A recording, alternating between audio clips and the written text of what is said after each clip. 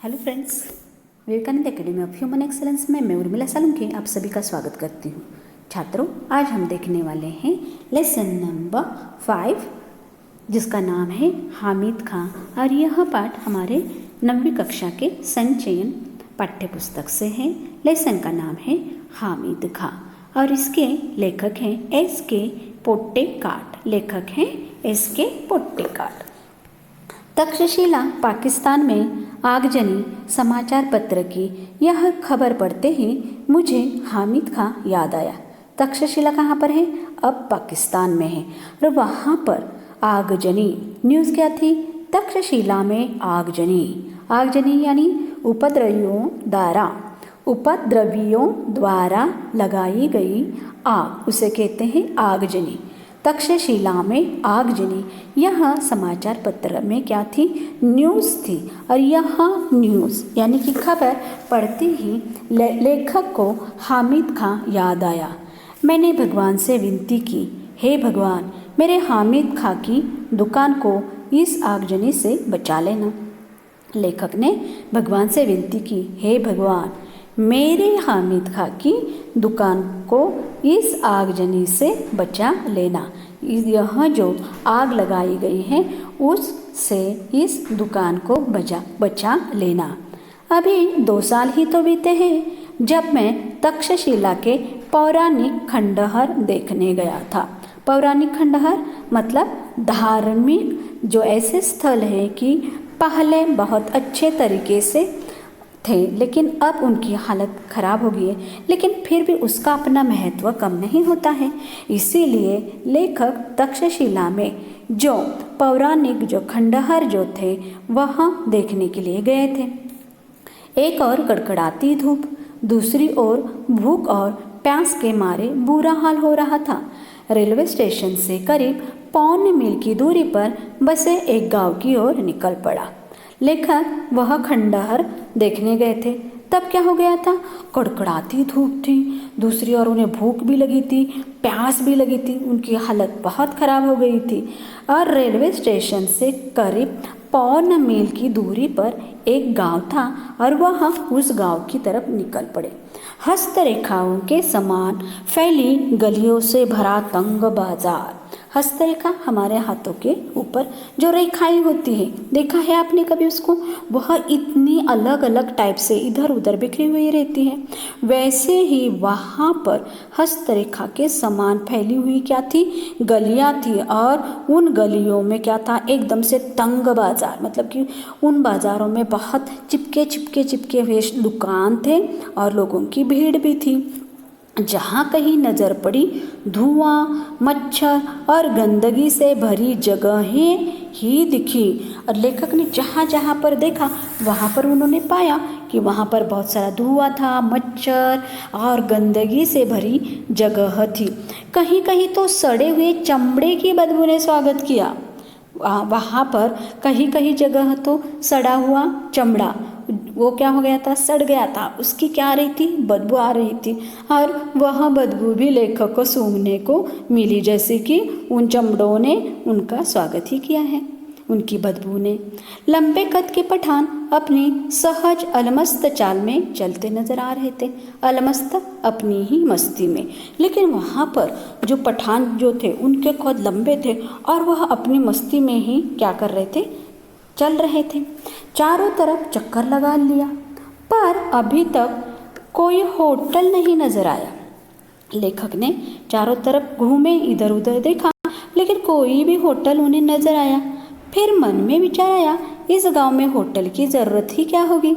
और यह देखते देखते उनके मन में ऐसे पहले तो यह विचार आया कि अरे कोई होटल नहीं है, लेकिन फिर उनके दूसरे मन ने कहा, अरे इस गांव में होटल की ज़रूरत ही क्या होगी, गांव तो छोटा ही है। अचानक एक दुकान नज़र आई जहां चपातियां सेकी जा रही थी। और सोचते सोचते उन्होंने देखा और उन्हें अचानक से एक दुकान नज़र आई जहाँ पर चपातियाँ क्या की जा रही थी? सेकी जा रही थी। चपातियों की सौंधी महक से मेरे पाँव अपने आप उस दुकान की ओर मुड़ गए। सौंधी महक मतलब मन को बहुत भाने वाली सुगंध। और वह महक उनके अपने ही, जब उन्होंने वह सुगंध सूंघी तब अपने आप उनके पैर उस दुकान की ओर मुड़ गए। अपने अनुभवों से मैंने जान लिया था कि परदेश में मुस्कुराहट ही रक्षक और सहायक होती है। देखो, लेखक बोलते हैं ना, experience is a big school. वैसे ही लेखक ने भी अपना उनका जो एक्सपीरियंस था उससे उन्हें यह मालूम हो गया था कि अगर हमें परदेश या दूसरी जगह पर जाते हैं तब हमारी मुस्कुराहट ही हमारी क्या होती है, रक्षक और सहायक होती है। रक्षक मतलब रक्षा करने वाली, सहायक मतलब मदद करने वाली। अगर हम एक फीकी या अच्छी मुस्कुराहट लेकर अगर बाहर पड़ते हैं तो वह हमारे लिए बहुत फ़ायदेमंद होती है। मुस्कुराते हुए मैं दुकान के अंदर घुस गया और अपने यहाँ इस एक्सपीरियंस को लेकर ही मुस्कुराते हुए लेखक उस दुकान के अंदर घुस गए जहाँ पर उन्होंने चपातियाँ सेंकने की सौंधी महक सूंघी थी। एक अधेड़ उम्र का पठान अंगीठी के पास सिर झुकाए चपातियाँ बना रहा था। अधेड़ उम्र का मतलब उसकी उम्र ज़्यादा हो गई थी और वह अधेड़ उम्र का पठान, अंगीठी यानी चूल्हा, अंगीठी के पास सिर झुकाए चपातियाँ बना रहा था। मैंने जो ही दुकान में प्रवेश किया वह अपनी हथेली पर रखे आटे को बेलना छोड़कर मेरी ओर घूर घूर कर देखने लगा। घूर घूर देखने लगा मतलब एकटक देखने लगा। क्या काम क्या कर रहा था वह? बेलने का, चपातियाँ बेलने का। लेकिन वह आटे को बेलना छोड़ा और वह लेखक की तरफ घूर घूर कर देखने लगा। मैं उसकी तरफ देखकर मुस्कुरा दिया। लेखक ने क्या किया, उनकी तरफ देखकर लेखक मुस्कुरा दिए। फिर भी उसके चेहरे के हाव भाव में कोई परिवर्तन नहीं हुआ। लेखक के हंसने के बाद भी वह जो थे उनके चेहरे पर कोई भी बदल नहीं हुआ, कुछ भी चेंज नहीं हुआ। वह बेपरवाही के साथ तीखी नज़र से मुझे निहारे जा रहा था। बेपरवाही, परवाह किए बिना तीखी नज़र से लेखक को क्या कर रहे थे, निहारना मतलब देखे जा रहे थे। खाने को कुछ मिलेगा? मैंने धीमी आवाज़ में पूछा। चपाती और सालन है, वहाँ बैठ जाइए, उसने एक बेंच की तरफ इशारा करते हुए कहा। सालन मतलब क्या? पतली सब्जी। मैं बेंच पर बैठकर रुमाल से हवा करने लगा। वहाँ पे बहुत जो गर्मी जो थी, इसी की वजह से लेखक बेंच पर बैठकर रुमाल से हवा करने लगे। मैंने दुकान के भीतर झांक कर देखा। बेतरतीबी से लिपा हुआ आंगन, बेतरतीबी से मतलब ठीक तरह से नहीं था, लिपा हुआ आंगन था, गोबर से लिपते हैं। धूल से सनी दीवारें, और दीवारें कैसी थी? धूल से भरी हुई थी। एक कोने में खाट पड़ी हुई थी, खाट मतलब कॉट, जिस पर एक दड़ियल बुड्ढा गंदे तकिए पर कोहनी टेके हुए हुक्का पी रहा था।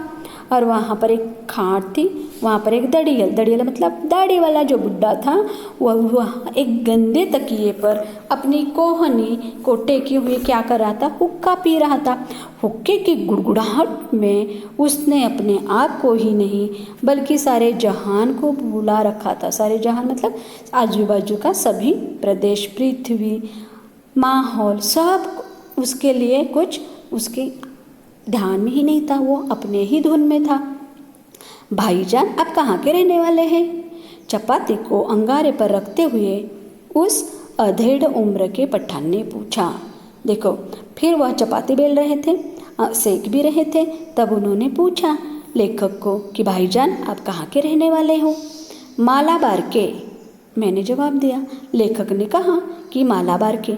उसने यह नाम नहीं सुना था। आटे को हाथ में लेकर गोलाकार बनाते हुए पूछा, यह हिंदुस्तान में ही है ना? हाँ, भारत के दक्षिणी छोर, मद्रास के आगे। लेखक ने बताया कि जब उन्होंने पूछा कि यह हिंदुस्तान में है ना, तब उन्होंने बोला हाँ, भारत के दक्षिणी छोर, मद्रास के आगे। क्या आप हिंदू हैं? उस पठान ने क्वेश्चन पूछा, क्या आप हिंदू हैं? हाँ, एक हिंदू घर में जन्म लिया है। देखो सेंटेंस को, लेखक ने जवाब क्या दिया है? हाँ, एक हिंदू घर में जन्म लिया है। उसने एक फीकी मुस्कुराहट के साथ फिर पूछा, आप मुसलमानी होटल में खाना खाएंगे? क्यों नहीं, हमारे यहाँ तो अगर बढ़िया चाय पीनी हो या बढ़िया पुलाव खाना हो तो लोग बेखटके मुसलमानी होटल में जाया करते हैं। उसके सवाल का जवाब लेखक ने बहुत अच्छी तरह से दिया। वह मेरी बात पर विश्वास नहीं कर पाया। वह जो पठान था, वह जब लेखक ने कहा कि हाँ क्यों नहीं, हमें तो अगर अच्छी चाय पीनी है, पुलाव खाना है तो हम बेखटके मतलब बिना डर के क्या करते हैं, मुसलमानी होटल में जाकर खाते हैं। यह बात पर पठान को विश्वास नहीं हो रहा था। मैंने उसे गर्व के साथ बताया, हमारे यहाँ हिंदू मुसलमान में कोई फर्क नहीं है, सब मिलजुल कर रहते हैं। भारत में मुसलमानों ने जिस पहली मस्जिद का निर्माण किया था वह हमारे ही राज्य के स्थान कोडुगल्लूर में है। हमारे यहाँ हिंदू मुसलमानों के बीच दंगे नहीं के बराबर होते हैं। जब लेखक को पता चला कि यह तो भाई साहब भरोसा ही नहीं रख रहे हैं, तब उन्होंने उनको और बातें सुनाई। कहा कि हमारे यहाँ पे कोई हिंदू मुसलमान में फ़र्क नहीं है, हम सब मिलजुल कर रहते हैं। और जो पहली जो मस्जिद है वह कोडुगल्लूर में है, और हमारे यहाँ पर हिंदू मुसलमानों के बीच में जो दंगे होते हैं वो नहीं के बराबर ही होते हैं, बहुत कम होते हैं। उसने मेरी बात को बहुत ध्यानपूर्वक कहा। उसने मेरी बात को बहुत ही ध्यानपूर्वक सुनकर कहा, काश मैं आपके मुल्क में आकर यह सब अपनी आंखों से देख सकता। क्या आपको मेरी बात पर विश्वास नहीं होता? मैंने पूछा। लेखक ने उनसे पूछा, मुझे आपकी बात पर तो पूरा यकीन हो गया है, पर मैं इस पर ईमान नहीं कर सकता कि आप हिंदू हैं। देखो, उन्होंने कहा कि हाँ आप जो बात कर रहे हैं ना उससे मुझे विश्वास हो गया है, लेकिन मैं इसके ऊपर विश्वास नहीं कर सकता कि आप हिंदू हैं। आपने कही हुई बातें सही हो सकती हैं, लेकिन आप हिंदू हैं यह मुझे नहीं लगता है, क्योंकि यहाँ कोई भी हिंदू आपकी कही हुई बातों को इतने फ़क्र के साथ मुसलमानों से नहीं कह सकता। देखो, फ़क्र मतलब क्या? गर्व। फ़क्र मतलब क्या? गर्व। कि जब लेखक ने ऐसी बातें कही तब उन्होंने कहा कि आप जिस गर्व के साथ आप कहते हैं वैसे यहाँ पर नहीं होता है। उसकी नज़र में हम आतातियों की औलादे हैं। उनकी नज़र में हम आतातियों की औलादे हैं। आतातियों मतलब क्या? अत्याचार करने वालों की हम क्या है? औलादे हैं। हमें इस हालत में अपनी आन के लिए लड़ना पड़ता है। यही हमारी नियति है। यही हमारी क्या है? नियति मतलब क्या है? भाग्य है। उसकी आवाज़ में सच्चाई कूट कूट कर भरी थी। आपका शुभ नाम? मैंने पूछा। देखो, जब वह पठान अपने बारे में कह रहा था, कहते कहते उसने कहा कि यहाँ पर हिंदू मुसलमान जिस तरह से आप कहते हैं वैसे नहीं रहते हैं, क्योंकि उनकी नज़र में, हिंदुओं की नज़र में हम यहाँ पर क्या है? आतातियों की औलादें हैं, और हमें इस हालात में अपने आन के लिए लड़ना पड़ता है, और यही हमारा भाग्य है। जब वह बात कह रहा था तब उसकी सच्चाई बहुत पता चल रही थी कि वो सच बोल रहे हैं। आपका शुभ नाम?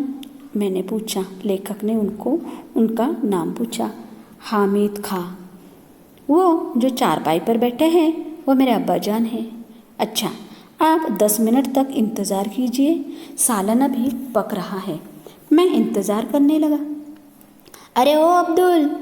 हामिद खां ने ज़ोर से आवाज़ लगाई।